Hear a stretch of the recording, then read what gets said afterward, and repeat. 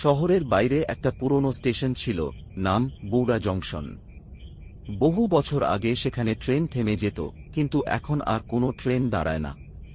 একদিন রাত 11টার দিকে রাহুল নামের এক ছেলে ভুল করে ওই স্টেশনে নেমে পড়ে। চারদিকে শুধু কুয়াশা আর নীরবতা।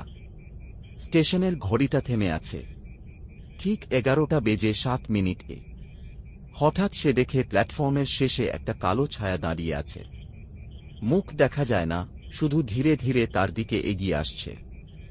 রাহুল ভাবল কেউ হয়তো মজা করছে, কিন্তু হঠাৎ স্টেশনের লাউডস্পিকারে ভাঙা কণ্ঠে আওয়াজ এলো, এখানে রাত 11টার পর কেউ থাকলে সে আর ফিরে যায় না। রাহুল দৌড়াতে শুরু করল, কিন্তু যত দৌড়ায় স্টেশনটা যেন আরো বড় হয়ে যায়। দরজা, সিঁড়ি সবকিছু বদলে যাচ্ছে। শেষে সে একটা ট্রেন দেখতে পেল, পুরনো কালো রঙের ট্রেন। দরজা নিজে নিজে খুলে গেল।